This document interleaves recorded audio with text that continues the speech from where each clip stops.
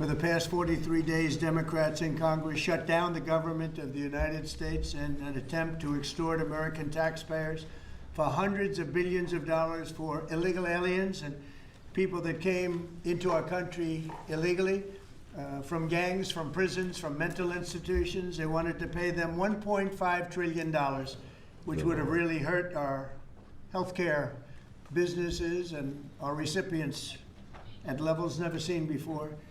Today, we're sending a clear message that we will never give in to extortion, because that's what it was. They tried to extort. The Democrats tried to extort our country. In just a moment, I'll sign a bill exactly like we asked Democrats to send us all along, many days ago. This cost the country $1.5 trillion, this little excursion that they took us on. Republicans never wanted a shutdown and voted 15 times for a clean continuation of funding. There's never been a time when one or the other party ever didn't sign a continuation. It's just a continuation, not a big deal. It's a continuation, and we'll talk later. Simple Yet as the that. extremists in the other party insisted on creating the longest government shutdown in American history, and they did it purely for political reasons. I want to thank Speaker Mike Johnson, Senate Majority Leader John Thune, as well as House Majority Leader Steve Scalise, Majority Whip Tom Emmer, and numerous other great Republican leaders and congressmen and senators who are here, who frankly spent a long time in Washington getting this thing to go away. I also want to thank the broad coalition of Americans that stood with us in this fight to reopen government, including the Teamsters, the American Federation of Government Employees, the Fraternal Order of Police, AMVETS, the National Small Business Association, the American Farm Bureau, the American Trucking Association. These are all incredible patriots. The Airlines for America, the Allied Pilots Association, the National Air Traffic Controllers Association, and many others, unions and non-unions. Over the past 7 weeks, the Democrats' shutdown has inflicted massive harm. They caused 20,000 flights to be canceled or delayed. They departed. Shame on them. So many times, so late. People were hurt so badly. Nobody's ever seen anything like this one. This was a no-brainer. This was an easy extension. But they didn't want to do it the easy way. They had to do it the hard way. And they look very bad, the Democrats do. They deprived more than 1 million government workers from their paychecks and cut off food stamp benefits for millions.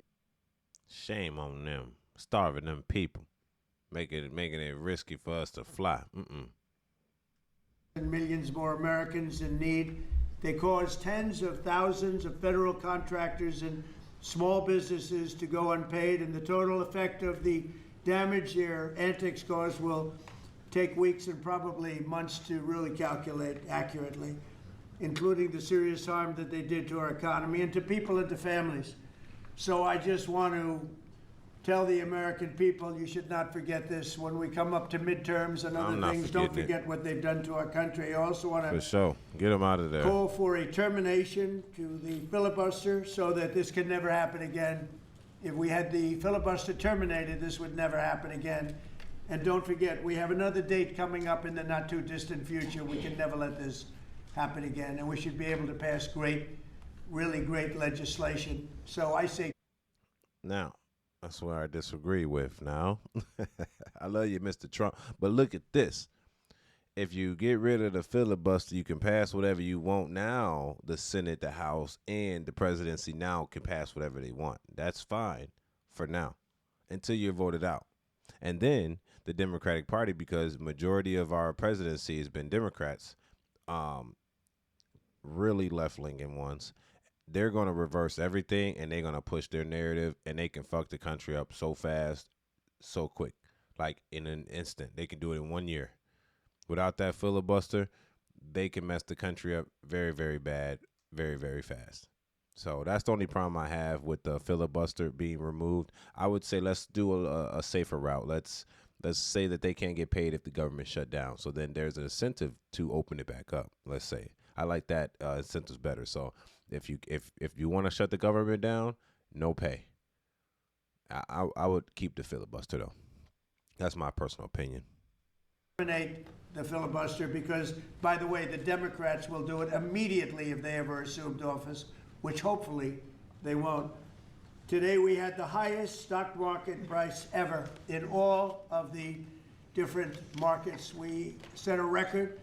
It's the 48th time in the 9 months that I've been in office that we had this record set. So think of that, 48 times. We had a record set.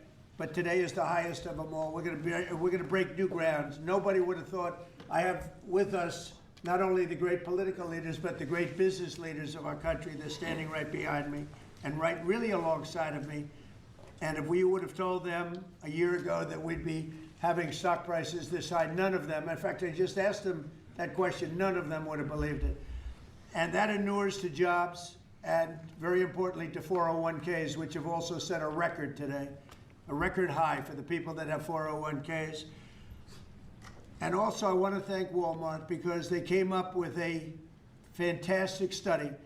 It was the cost of Thanksgiving coming up and the cost of Thanksgiving from a year ago under Sleepy Joe Biden, and we're 25% lower this year than we were a year ago. And it's a very inclusive report, so I want to thank Walmart. They've done it for many years, but we believe in that, and we believe in that company. I want to also thank the 8 Senate Democrats who finally did the right thing in voting to end this craziness, this madness, but unfortunately the vast majority of congressional Democrats were happy for millions of Americans to suffer. They really did suffer too. And the Democrats admitted, they said, well, no, we finally have a point. Even though people have to suffer, we finally have a point, and that didn't work out too well for them. But they really went out and they could appease the fringe benefits of their far-left base, but that didn't work out because now their far-left base is angrier than ever before. We actually elected a mayor of New York City who happens to be a communist. When was that going to happen? Good Lord, we in trouble. Remember I said all the time during my campaign, we will never be a socialist country, and that's right. We turned out to have a communist in New York City. And if you look at his views, those are the views of a communist, not a socialist. So this is no way to run a country. I hope we can all agree that the government should never be shut down again, end the filibuster, terminate the filibuster. It'll never happen again. So with my signature, the federal government will now resume normal operations. Let's go. My administration and our partners in Congress will continue our work to lower the cost of living, restore public safety, grow our economy, and make America affordable again for all Americans. Again, costs are way down. Energy is way down. Gasoline is at $2.50 a gallon I just versus $4.70 for the Democrats. And we think we're going to hit pretty close to $2 a gallon. That's like a really massive tax cut. It's the equivalent of that. Nigga. And speaking of tax cuts, our great, big, beautiful bill is giving everybody in our economy, middle income workers, low income, everybody, the biggest tax cut in the history of our country. And it's no tax on tips, no tax on Social Security, and very importantly, no tax on overtime. You work overtime, there's no tax. We getting money. That's among the things that add up to the biggest tax cut in history. And one other thing, you hear about rich people with deductions. Well, when you buy your car and you borrow money, you're allowed to now deduct the interest on that loan. Say so what? You can take that interest deduction and what you can take is that interest payment and deduct it for income tax purposes. That's a tremendous tax cut right there. Really? But it all includes fixing. Look, this nigga winning, G. He added that part. He ain't even had that part on there before. He would have said that nigga would have got. I would have voted for him twice. I would have voted for him with another name. He said that you gonna use the interest from your loan, which is interest in the front for most car loans, and you can use that to deduct your taxes, nigga. They gonna end up paying nigga $10K for the taxes as a single individual filing. I'm telling you, like, y'all don't understand, bro. There's levels to this shit. Y'all playing the stupid game. Y'all need to be playing the money game and how to save. You need to save money, not spend it. It's not about making it. It's about saving it. My man said, if you buy a car, which incentivizes me to buy a new car, and get a loan, which incentivizes the banks to be like, oh, okay, cool. Because basically he said he's going to subsidize the interest, but you still got to pay the interest to the company. The company eats, they get hella loans. It helps the car industry. It also helps all the people he made deals with to bring the work into the United States, which helps what? The employees, the American people. Then you bring it back to the person that's purchasing the loan. He can put interest. He can get. He can write off the interest. Nigga, you paying as much. You damn near paying as much interest as you are at principal a year until damn near your last 2 years of that loan. That's how it works, bro. That's great. That's damn near your 50% of your car payments back. That means when you buy a car, 50% of that shit can come back in tax deductions, bro. At least. There's levels to this, bro. The healthcare system the Democrats broke with the disaster known as Obamacare. Obamacare was a disaster from day one. It's done nothing but go up. And if you remember President Barack Hussein Obama, when he came up with this crazy idea, he said everything's going to be great. Rates are going to go down. Payments are going to go down. Everything's going to go down. It went the exact opposite, with the biggest increase of healthcare in any country. Shame on him. It's a disaster. And I'm calling today for insurance companies not to be paid, but for the money, this massive amount of money, to be paid directly to the people of our country so that they can buy their own health care, which will be far better and far less expensive than the disaster known as Obamacare. And I've had, I think, great support. I've even had Democrat support.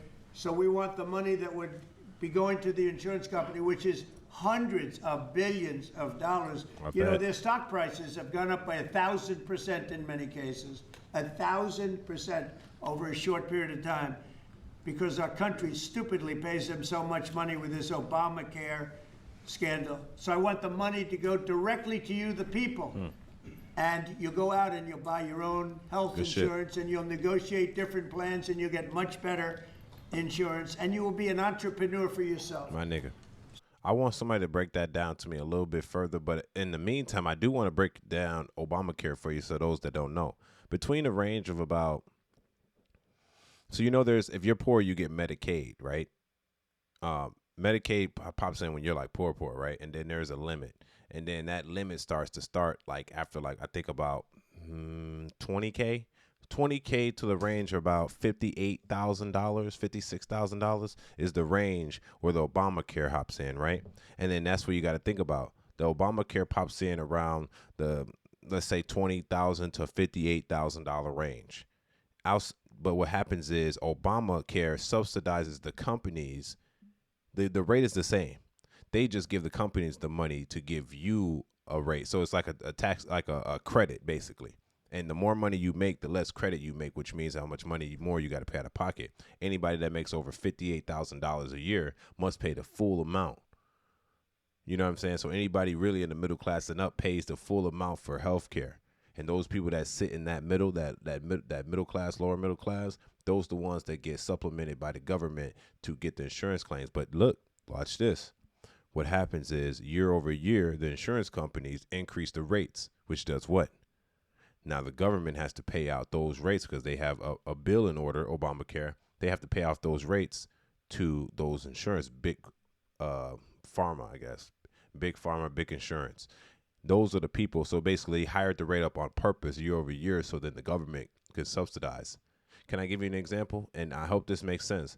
Say, for instance, you have a voucher for Section 8. Section 8 voucher is $2,000. The landlord has a home for $1,500. For certain people, I'm not saying all people are this crooked, they will up the rent to $2,000 just so they can get the full amount that the government's going to pay them directly. Does that make sense? So then the government now pays that landlord $2,000 instead of $1,500 he originally asked for, because the landlord asked you for what your voucher approves for, which is the $2,000. That's what's going on with the insurance company. They see that, okay, they're going to pay for this much. Let's increase it every day because we got to keep your shit down to a certain amount. That's where the fraud is coming in at. So the companies are getting paid. And then you look back at the proof and say, hey, who's funding the campaigns of the Democrats when they're running for offices? Guess who's funding the shit? Pfizer, Johnson & Johnson, United Healthcare, Blue Cross Blue Shield. For those that don't know, Kamala Harris, when she ran for presidency, in a span of 1 or 2 months, she made $1.5 billion in campaign dollars. I want y'all to Google that. It's true. You got to understand who's giving this, APAC, all that stuff. They're giving her money and everything to put towards her campaign because they know that they're going to get that. It's like an investment. If I know that you're going to do something for me, even subliminally, I'm going to push and give you as much money you need to advertise, market, so I can get my money back. And I will get it back if you win, because you already have this set, and that's the agenda of your party. See, it's chess, not checkers, man. Y'all gotta start thinking about what's going on and who's using y'all to get ahead. What's going on here? I'm always willing to work with anyone, including the other party. We'll work on something having to do with health care. We can do a lot better. We can do great. So much money is involved, and we're willing to pay so much money to the people. So we're going to pay a lot of money to the people. They're going to go out and buy their own health care, and we're going to forget this Obamacare madness. So with all of that, I just want to tell you the country has never been in better shape. We went through this short-term disaster with the Democrats because they thought it would be good politically. Right. And it's an honor now to sign this incredible bill and get our country working again. Thank you.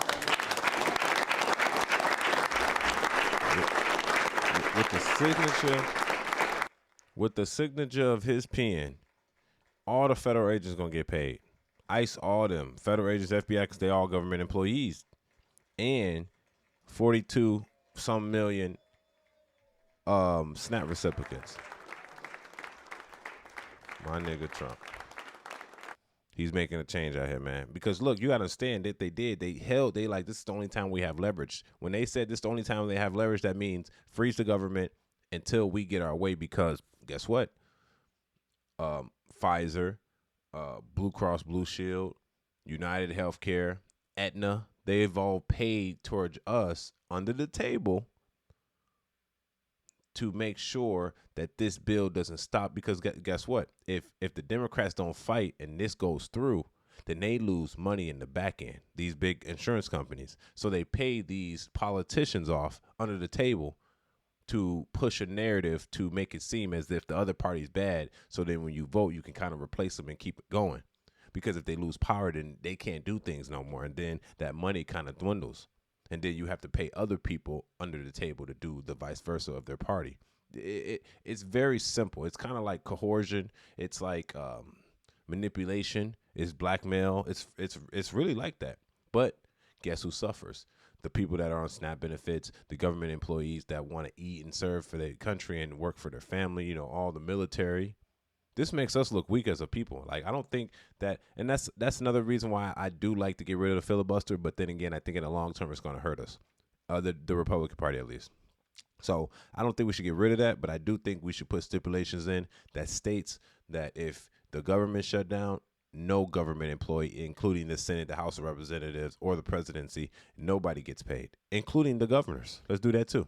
Including the governors of the state, nobody gets paid. It's government shutdown, right? Nobody gets paid. That's how you enforce it. Because if they don't get paid, then they don't. Think about it. It was 43 days. 43 days of a shutdown. And all because they didn't want to do an extension. An extension, bro? So you made people lose their homes, or backed up on their homes, backed up on their credit cards, backed up on their mortgages, their car notes, just because you didn't want to extend it. You could have extended it, let them get that money, and then renegotiate while it's extended. That's the whole purpose. Instead, they said we're going to hold it until the Republicans cave in. Whole time, the Republicans probably got money. They probably sitting back chilling like, all right, well, we knew something could like this happen. We're safe with our funds. We have a little stash. The Democrats are usually frugal. They're not frugal with their money. They're usually spending it. Believe me, I know. I'm in the community. Look, they usually spend their money not thinking about it, of something like this happening. And I'm going to say this again, and I'm going to get off. If you allow them to feed you, you allow them to starve you. Now, also, if you're a government employee, this also applies to you, because the government can shut down, and not only SNAPs, Section 8 and all that shit goes down, also the government employees don't get paid as well. I would say let's leave the filibuster. Let's make sure the Senate and all the official House of Representatives and everybody, they don't get paid if the government shut down. Simple as that. It's very simple outcome. Let's do that. I think Trump should go that narrative instead and push that narrative first, because the filibuster, we kind of need that as a safety background. We don't want to get that regardless. But you know what I mean? Shit can't get done if they keep denying it. But we need to have transparency in the country and understand why they're doing what they're doing. It's your boy Angelo Savage. Tell me what you think about this in the comment section. Don't forget to like the video for the YouTube algorithm. Lastly, don't forget to subscribe. It's your boy Angelo Savage. We all about politics right now. Peace.